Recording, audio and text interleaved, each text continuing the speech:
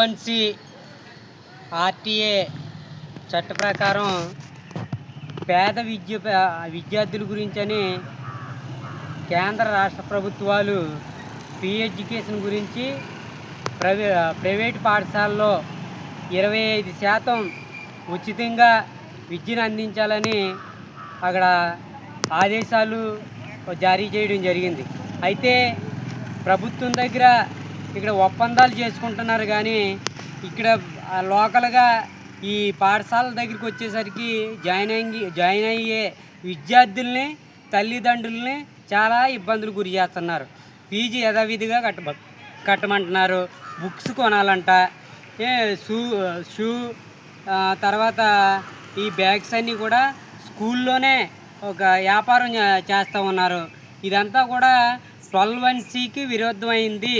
12(1)(c) అంటే ప్రభుత్వం ఉచిత విద్య అందించమని ఆదేశాలు జారీ చేస్తే దాన్ని దుర్వినియోగం చేస్తూ ఫీజు కట్టమని తల్లిదండ్రులను ఒత్తిడి చేయడం అనేది ఎంత పొరపాటు ఒక్కసారి ఆలోచించవలసిన అవసరం ఉంది. ఇక్కడ విద్యాశాఖ అధికారులు ఉన్నారు, ఇలాంటి ప్రాబ్లమ్స్ వస్తే కనీసం స్కూల్కి వచ్చి ఏం జరుగుతుందో తెలుసుకోలేని పరిస్థితిలో విద్యాశాఖ అధికారులు పనిచేస్తూ ఉన్నారు.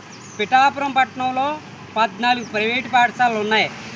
ఇవి ఏవి కూడా నిబంధనలకే అనుగుణంగా ఏవి పనిచేయట్లేదు.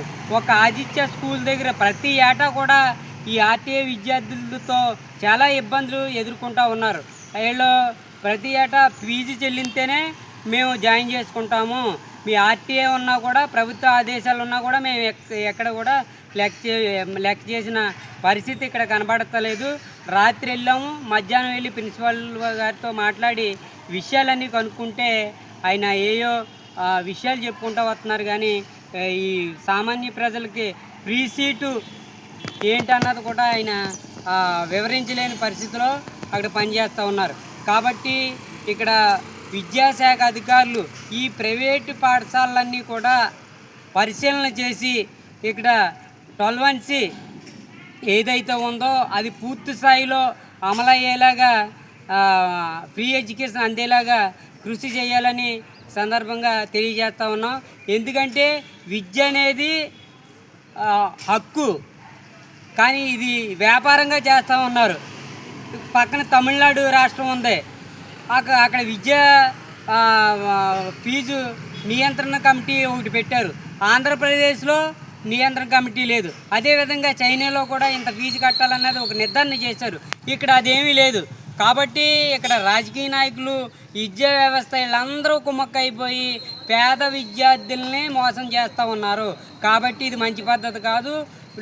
ఇది నిబంధనల విరుద్ధంగా జరిగితే మాత్రం భారీ స్థాయిలో ఉద్యమం చేపడతామని పిఠాపురం నుంచి హెచ్చరిక జారీ చేస్తూ ఉన్నాం.